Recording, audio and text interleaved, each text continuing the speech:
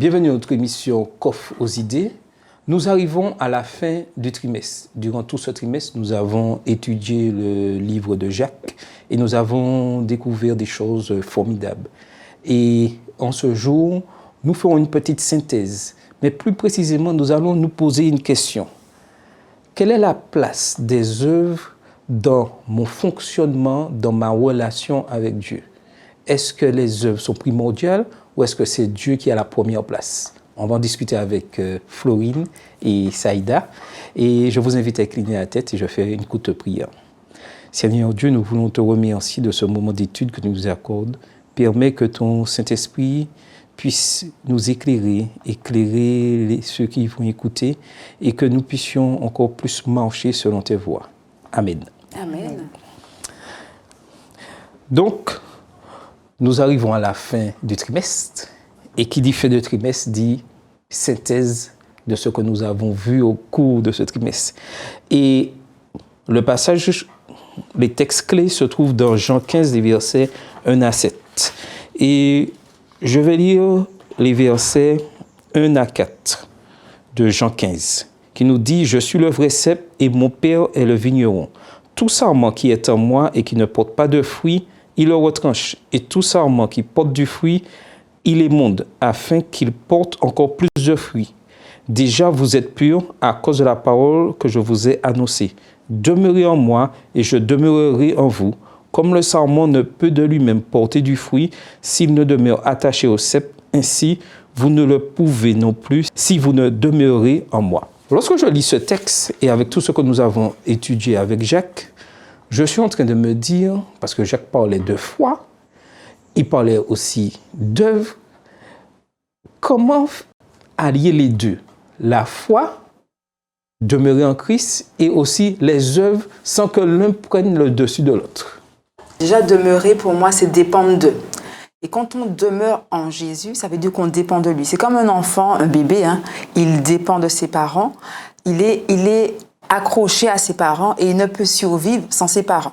Et quand on demeure en Christ, vraiment, on est enraciné et forcément, les œuvres vont ressurgir. Parce que Dieu, en fait, dans Éphésiens 2, au verset 10, « Car nous sommes son ouvrage, ayant été créés en Jésus-Christ pour de bonnes œuvres que Dieu a préparées d'avance afin que nous les pratiquions. » Et en fait, ce verset, il est clair, chacun d'entre nous, quel que soit notre métier, quelle que soit notre fonction, Dieu a en réserve de bonnes actions pour chacun d'entre nous. Chacun d'entre nous, nous avons de bonnes actions, quel que soit l'endroit où nous nous positionnons. Et donc pour moi, ça va de soi. Si j'ai la foi en Dieu, forcément, la relation que j'ai avec lui, je vais en ressortir des œuvres. Et elles ne pourront être que bonnes. D'accord. En effet, en fait, là, on va parler de foi vivante. Et la foi vivante, elle implique de croire en la parole. Et pour permettre de bien comprendre, en fait, une vraie foi se développe à partir d'une semence de foi que nous recevons de Dieu. Donc en fait, il n'y a absolument pas d'illogisme quand on nous dit que quand je crois et quand j'ai foi, naturellement, bien dit naturellement, c'est très important, on en discutera certainement après, eh bien, les œuvres que Dieu, qu'on va appliquer, qu'on va faire, se feront sans frustration. Mais elles vont se faire parce que Dieu nous l'aura insufflé. D'accord. Mais pourquoi, certaines fois, on pense que les œuvres, c'est quelque chose vraiment de capital et qu'il faut vraiment avoir les œuvres? Alors, peut-être parce qu'on n'a pas conscience qu'il y a plusieurs types de foi. En tout cas, que la foi, elle est en plusieurs étapes. Est-ce que vous voyez une feuille, alors sur une tige, et une racine? Donc il y a la racine, on pourrait dire que c'est la foi confiante. On parle de croyance. Et puis après, on va avoir la tige. Là, c'est la foi confessante, c'est-à-dire qu'on va confesser par la bouche la parole. Et puis, on aura cette feuille. Et la feuille, en fait, c'est uniquement la résultante de la racine et de cette tige. Et c'est la foi agissante avec nos œuvres. Et je pense que parfois, on oublie que la foi agissante, en réalité, c'est ce trio-là. Et pas uniquement que les œuvres. La foi vivante, c'est vraiment foi agissante, foi confessante, mais aussi foi confiante. Et si on occulte, par exemple, la foi confessante, eh bien, on peut très vite se dire, les œuvres sont très très importantes, et on peut parler des œuvres de la loi et se dire, c'est ce qui me donnera le sésame. Donc, est-ce que je peux faire beaucoup d'œuvres sans demeurer en Christ? Ça revient un peu à nos leçons précédentes. Quand on demeure en Christ, forcément, il y aura des œuvres. Après, comme on l'a déjà dit, Dieu fait un travail en nous, une opération en nous, et il connaît le mobile de nos cœurs, et il travaille en ce sens afin que nos œuvres soient là pour le glorifier, et pas pour que nos œuvres nous glorifient, nous. Et comme souvent on dit que nous ne sommes pas des chrétiens chômeurs, donc nous sommes des chrétiens actifs, donc on se dit je veux faire telle chose, je vais faire plein de choses, mais tout fait dans les œuvres et passer à côté vraiment de Jésus, de ce que Dieu nous demande. Donc il est important de se remettre en question, de se regarder dans le miroir de la vérité et d'analyser où on en est pour réguler un petit peu entre les œuvres et ma foi. Oui, mais certaines fois on a l'impression que, et ça m'est déjà arrivé que, certes, on est en Christ, Christ est là, mais je ne fais pas assez, je sens pas que... Je sens que ma relation, je suis là, je suis connecté, mais je ne fais pas assez. Alors, ce sentiment vient d'où, pensez-vous? Qu'est-ce qui entraîne des fois ce doute? Bien, je pense qu'il faut qu'on reparte à la source et de se dire, si je ne le fais pas assez, en tout cas si je me pose cette question, c'est peut-être qu'on fait des œuvres, peut-être pas pour le bon mobile, on en a beaucoup parlé durant le trimestre, c'est peut-être pas pour les bonnes raisons. Et là, du coup, on a ce genre de questions qui vont venir nous titiller. Par contre, si on comprend, si on accepte que les œuvres, elles ne sont pas faites automatiquement par nous. C'est vraiment, comme disait Saïda, c'est vraiment mis en nous, insufflé, inspiré, et puis nous, on déroule derrière. On nous utilise. Quand on dit qu'on est les instruments de Dieu, on n'est vraiment que l'instrument. Vous prenez un compas, il ne tournera pas sur lui-même tout seul. Eh bien, c'est vraiment pareil. Et je pense que quand on n'a pas conscience de cela ou qu'on perd cette notion, eh bien, on peut très vite se poser ce genre de questions. Est-ce que j'ai fait assez d'œuvres?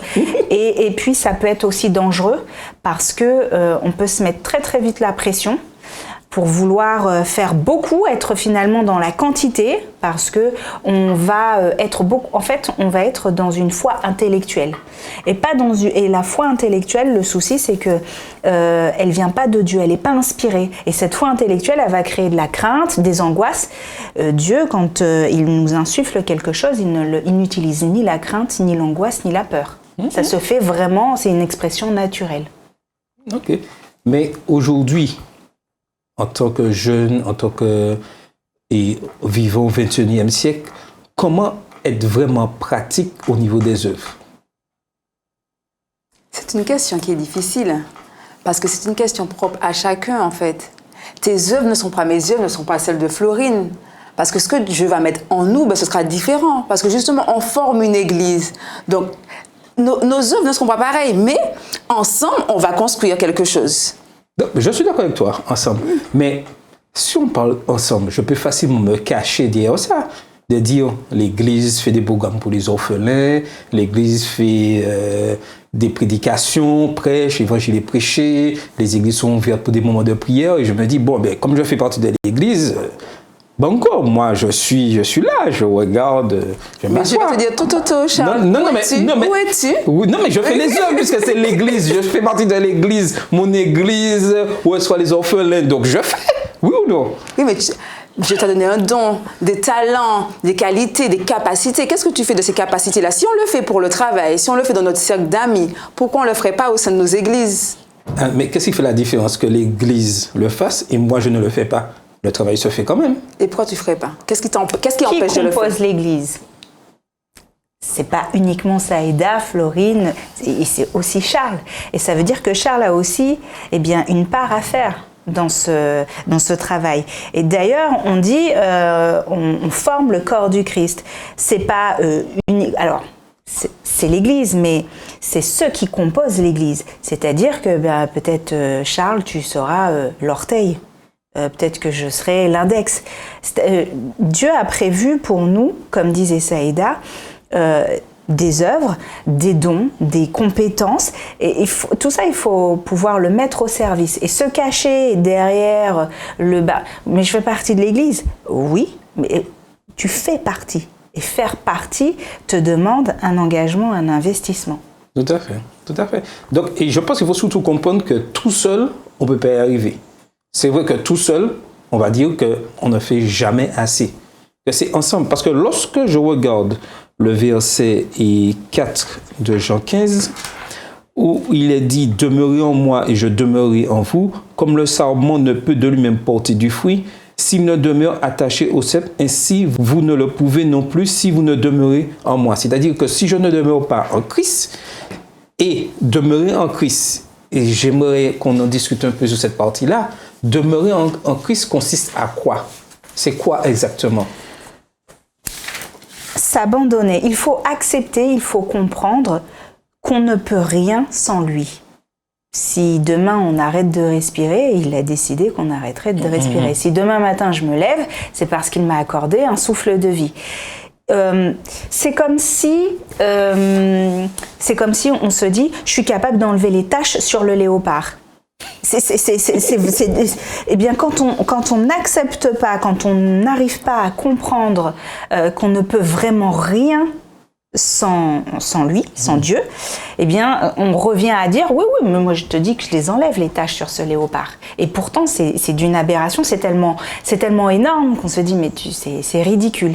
Eh bien, en tant que chrétien, on en est, en tout cas c'est comme ça que je le vois, un peu à ce stade-là quand on n'arrive pas à accepter ou peut-être comprendre ou à prendre conscience que, attention, on dépend totalement, entièrement, complètement de lui. On ne peut pas faire sans. Bien sûr qu'on va tenter, on va faire toutes les pirouettes inimaginables et possibles parce que je peux faire cette action, je vais y arriver. Sauf que finalement, eh bien, je dis pas qu'on n'y arrive pas, mais le résultat est peut-être pas celui escompté. On a eu le temps de se blesser plusieurs fois sur le parcours, de prendre quelques coups. Alors que si on avait accepté de s'abandonner complètement à Dieu, eh bien les choses se seraient faites différemment. Et d'ailleurs, il nous le dit, il est là pour nous offrir la vie éternelle, pour nous offrir une vie, une vraie vie, pas une vie de frustration, de malheur, d'amertume. Moi, je dis que j'ai envie de m'abandonner. Je dis pas que c'est tous les jours facile. Non, des fois, j'aime bien rester accroché à ce côté. Mais quand on a conscience de ça, on se dit d'accord. Mais j'aime bien le mot que tu as utilisé, abandonner. Et ça, c'est quelque chose humainement qui est un peu compliqué. Et abandonner aussi, je pense, passe aussi par un changement. Tout à fait. Et ça, le changement, c'est quelque chose qu'on ne fait pas par nous-mêmes. Là aussi, il faut qu'on le comprenne. J'ai décidé que maintenant, je serai gentille avec tout le monde. Et je me lève lundi matin et lundi après-midi, je me prends la tête avec mon collègue parce que j'avais dit que... Oui, mais tu as dit que... Mais est-ce que tu as demandé à Dieu? Parce que là aussi, c'est Dieu qui va opérer des changements. Et des changements sûrs et définitifs. Quand c'est par nous-mêmes... et par expérience, eh bien, c'est de courte durée. Et ces changements-là, on n'a pas la garantie que c'est jusqu'au bout. Quand c'est avec Dieu, c'est différent. Tout à fait. Et comme on dit, chasser le naturel revient au galop. Donc, si c'est de moi-même, forcément, les mauvaises habitudes vont reprendre. Alors que si c'est Dieu qui les fait, ça va perdurer. Dieu veut effectivement le changement, mais accepter aussi que l'autre change à son tour aussi et prenne du temps. Parce que souvent, en fait, on oublie que l'autre aussi est dans un cheminement, l'autre aussi change, mais à son rythme et pas tout de suite. C'est-à-dire que si Dieu est en train de me changer, ça veut dire que mon voisin à côté de moi, il est aussi en train de le changer. Donc ça prendra 5 ans, 2 ans, 3 ans, mais ça prendra le temps qu'il faut. Et des fois, on oublie en fait qu'on est dans la même course, on avance, mais on n'avance pas au même rythme et que chacun aura un changement, mais ce ne sera pas tout de suite. Oui, et surtout que je vais comparer les versets du chapitre 15 de Jean, versets 2 et 17, où il nous est dit que tout sarment qui est en moi et qui ne porte pas du fruit, il le retranche.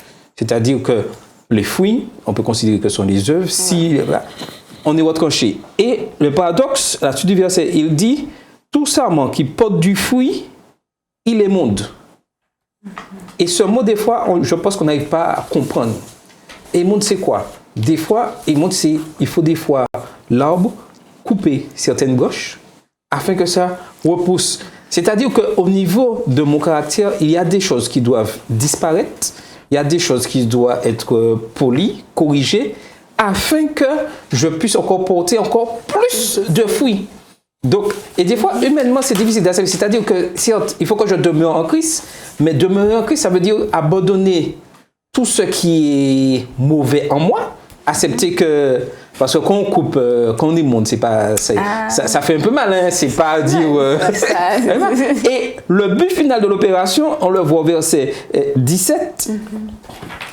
Ce que je vous commande, c'est de vous aimer les uns les autres. Tout ça pour arriver à qu'on puisse s'aimer les uns les autres.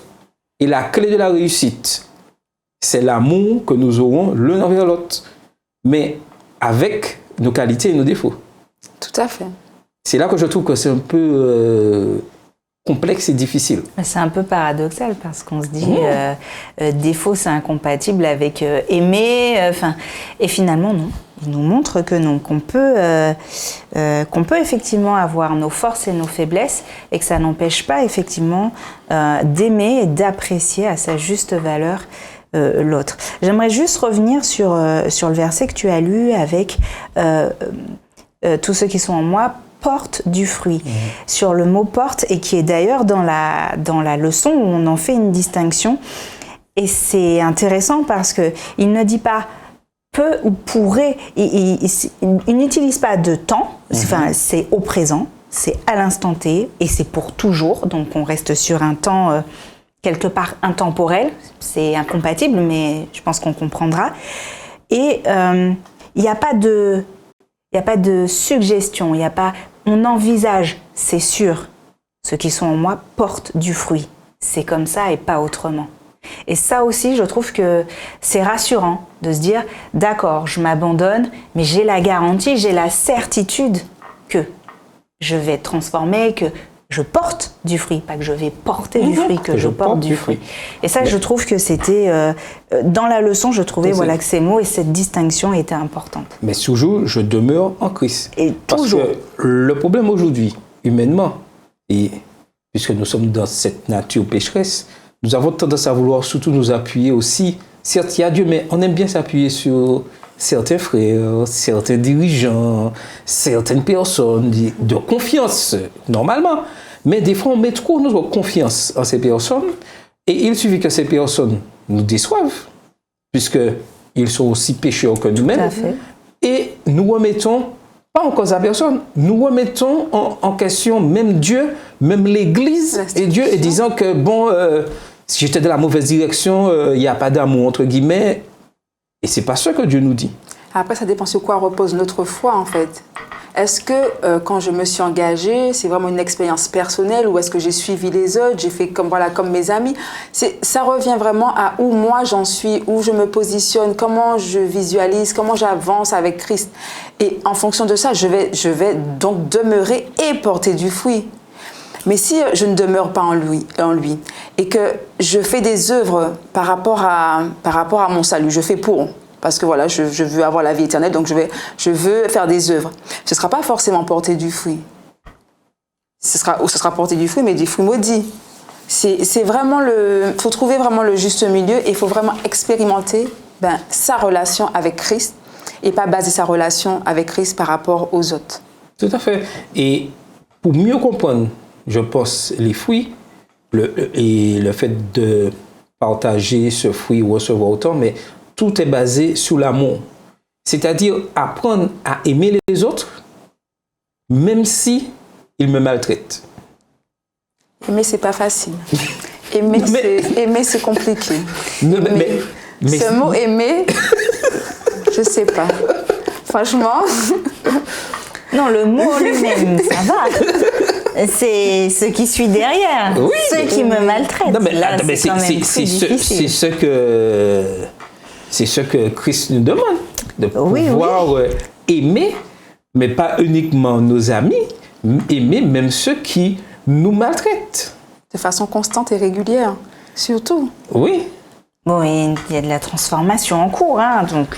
Oui, non mais... ça va se faire. Non, il faut qu'il y ait un changement réel pour arriver à ce stade-là. Mais le but pour comprendre pour le sens de porter du fruit, il faut pouvoir aimer quel que soit l'individu, pour pouvoir aimer cette personne, même si cette personne, entre guillemets, est devenue un grand spécialiste de mauvais traitement envers ma personne. Là aussi, en fait, quelque part, en lisant ça et en comprenant cela, on se dit, oulala, et on se met une pression. Mais parce que je pense qu'une fois de plus, on se défocalise du fait que c'est pas nous qui faisons. On n'est vraiment rien sans lui. On le disait juste avant. Oui, il doit y avoir du changement, mais c'est lui qui opère le changement, c'est lui qui opère la transformation. Donc, effectivement, ça peut être inquiétant en se disant, bon, Charles, il est gentil, il me dit qu'il faut que j'aime celui qui me maltraite, c'est pas lui qui prend les coups. Mais finalement, quelque part, on se dit, oui, effectivement, je suis à Dieu, je suis abandonné à Dieu, il fera le changement qu'il faut. Et effectivement, j'arriverai à aimer même ceux qui me maltraitent. Mais j'ai une question pour vous. Le Seigneur dit, il faut aimer même ceux qui me maltraitent. Mais j'ai en face de moi une personne qui dit franchement, c'est comme ça que je suis et je ne changerai pas, c'est comme ça que je suis. Et je dois aimer cette personne. Il n'y a pas de réponse toute faite, Charles. En fait, ça dépend. Alors, ça dépend. Ça a le mérite d'être clair. Oui. Et au moins, on sait que, bon, la personne, elle est comme ça. Elle peut être comme ça et ne pas faire de tort. En tout cas, pas directement. Pas. Alors, tout dépend sur quoi elle est comme ça. Oui, non, elle a décidé comme ça, c'est comme ça que je suis. Ça. Mais si je comprends la parole de Dieu, je dois aimer cette personne. Oui. Et faire tout, et aimer cette personne, c'est-à-dire prier aussi pour qu'il y ait un changement dans son cœur. C'est-à-dire que je ne dois pas entrer, et c'est ça qui, lorsque l'Esprit de Dieu est en nous, je ne dois pas entrer dans son jeu en voulant faire la même chose. Je dois montrer que Christ m'a changé et que je porte maintenant de bons fruits et que malgré, entre guillemets, la maltraitance qu'elle me porte, j'aime cette personne, je suis prêt à l'aider. Toujours un mot doux, même si elle répond d'une manière aigrie. Ça, je sais que c'est la grande théorie, mais il faut que nous puissions, après ce trimestre, passer de la théorie à la pratique. C'est trop rapide pour moi, Charles. C'est dur, Charles, parce que je pense... C'est trop vite. Je peux avoir un peu plus de temps pour le changement sur ça. Mais une fois que Dieu nous a parlé... Effectivement. Le changement doit se faire et je dois pouvoir porter du fruit dans ces moments difficiles. Et être encouragé aussi, parce que je prends l'exemple d'une enfant qui est maltraitée, qui fait l'objet de moqueries dans une salle de classe, qui est martyrisée, qui est maltraitée, et on lui dit ça aujourd'hui. Aime ceux qui te font du mal. Et dans son entourage, elle est entourée de personnes en fait, qui ne comprennent pas, qui lui disent « mais prends position, fais quelque chose, bats-toi, etc. » Donc je me dis, c'est vrai que porter du fruit, c'est aussi s'entourer de personnes qui nous aident aussi à aimer, à promouvoir cet amour-là. Parce que si on est entouré de personnes qui disent, mais non, mais attends, tu déconnes ou quoi, quand la personne fait ça? Non, alors là, moi j'aurais fait, alors là, c'est coup pour coup et tout. Forcément, ta démarche, tu vas essayer, Dieu va t'aider, mais ce sera plus difficile. Tout à fait. D'avancer, Parce que l'exemple suprême, c'est Christ. Lorsqu'il a subi le chemin du calvaire.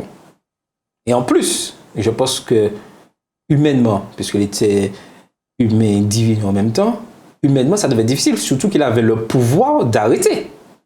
Il avait le pouvoir d'arrêter, il pouvait le faire. Parce que personnellement, si j'étais à sa place, je vous dis franchement, je vais arrêter les choses. Ouais. J'aurais fait pareil. Et il y va par amour, parce qu'il sait au final, le but qu'il y a, c'est de sauver l'humanité. Donc, je pense que nous devons passer de cette théorie, c'est-à-dire arriver à comprendre que tout ce que je fais, c'est pour sauver l'autre, parce que je veux que l'autre soit sauvé, et passer à cette pratique-là.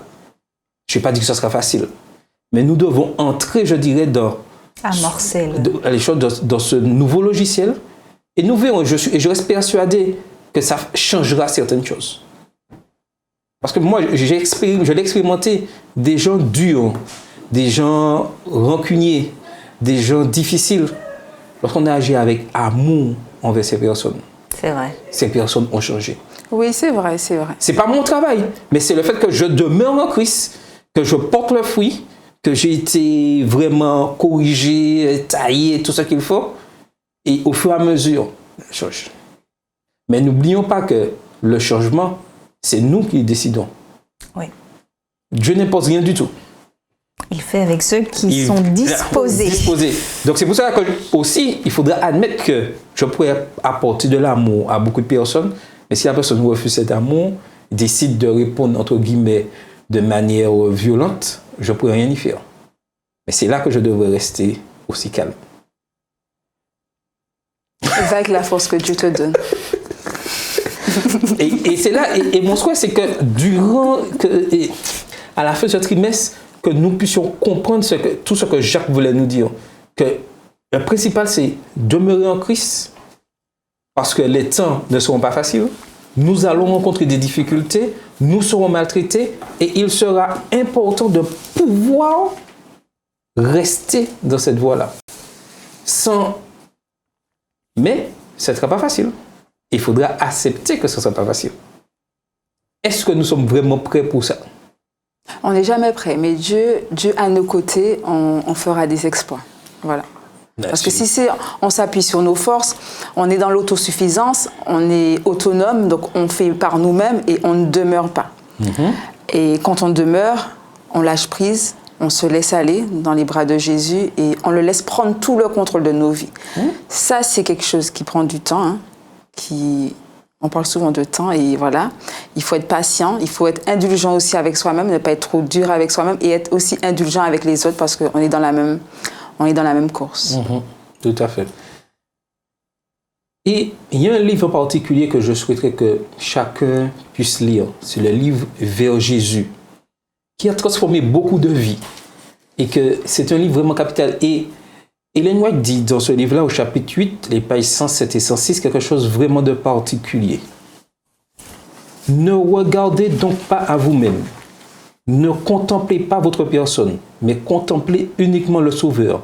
Que vos pensées s'arrêtent sur son amour, sur la beauté et la perfection de son caractère. Jésus dans son renoncement, Jésus dans son humiliation, Jésus dans sa pureté, sa sainteté, Jésus dans son amour incomparable. Tel est le thème qui doit faire l'objet de votre méditation. C'est en aimant le Christ, en l'imitant, en vous reposant entièrement sur lui, que vous serez transformés à sa ressemblance. La question aujourd'hui, est-ce que je veux être transformé? Oui. Oui,